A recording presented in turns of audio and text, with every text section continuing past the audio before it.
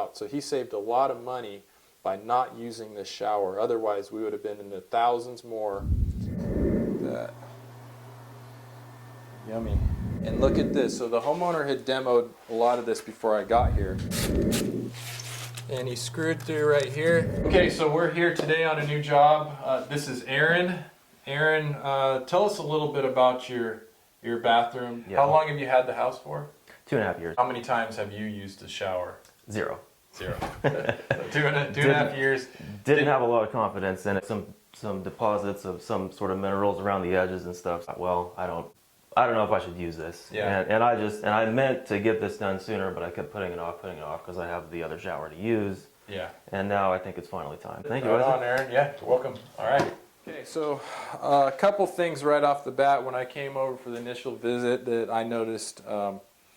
Red flags. Okay, for one, we're going on top of drywall, which in our area, you know, Placer County where we're at now has got rid of, you can't have drywall in a shower area. Has to be dent shield, cement board, anything else. Sacramento County, believe it or not, you can still use drywall in a shower because most guys are floating a mortar bed over it, and that's just the way we do it in our area. So the inspectors kind of expect that. But what I noticed was nails through the pan liner. So we got a pan liner, and look at this. So the homeowner had demoed a lot of this before I got here. But what I noticed is like this is how he did his corner.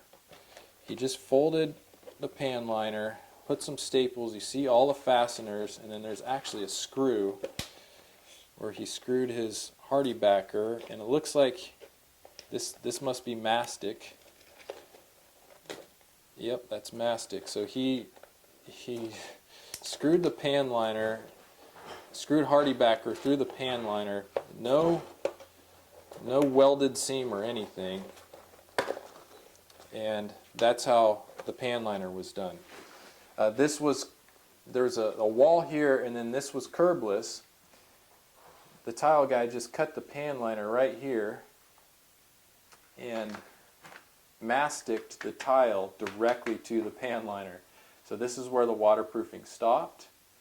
And so when I saw this stuff, I automatically, red flags, yeah, you were smart not to use the shower because it eventually would have leaked for sure, guaranteed. Again, we got screws all through this pan liner. And so we're going to start taking this apart. It's just a good thing that the homeowner didn't use it. He was smart enough to go, hey, this doesn't look right. I'd rather let this sit for 2.5 years than use it and create more water damage. I mean, so the nice thing is, and you can already see some of where the water was coming through. You see how the wood is stained here on the nails. So water, even in the short usage of this shower, water damage was already starting to occur. But luckily he caught it in time, and so that none of the other stuff had rotted out. So he saved a lot of money by not using this shower. Otherwise we would have been in the thousands more in water damage. Ready? Okay, so one thing I noticed too was that how I knew the tile was installed right directly on the PVC liner is, you see the old grout line, it's only up about a 1/2 inch off of the pan liner. So he had no mortar on top of his pan liner. He just thin set it right to, not even thin set, he masticed right to it. So I want to see how he tied in his waterproofing right here.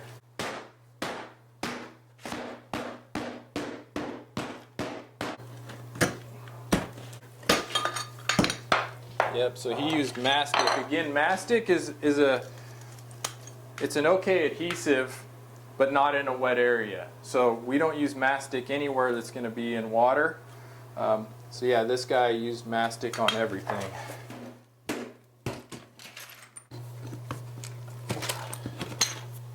So come look at this here. So here's his corner, and he screwed through right here. That looks like a nail. That one looks like a screw. I want to see what happened right here.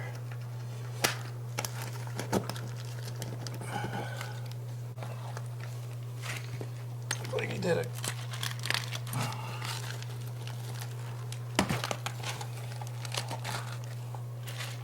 Screwed it Yeah, so he did a fold here and then screwed right through it. And then I noticed another one right here, so there's another screw.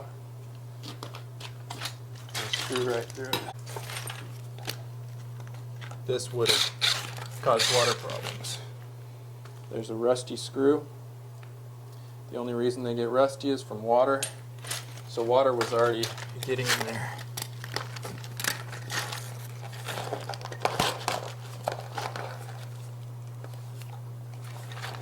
There's the rusty screw hole right into drywall. So this is drywall right behind it. You can see that's where the rusty screw was.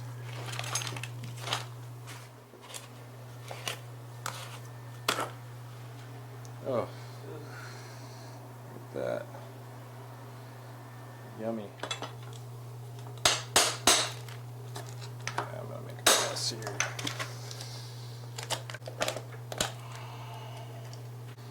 You're not supposed to seal in between your clamping ring and the liner. You're supposed to seal in between your liner and the bottom flange. So it's important. You're supposed to seal in between the bottom stage of the drain. That's why this caulking ring right here, that's why that little groove is there. So that's why this groove is here. That's supposed to hold sealant so that this liner is adhered to the bottom stage of the drain, because even if this is clamped down, water is supposed to be able to pass through here, through these little channels, through these weep holes.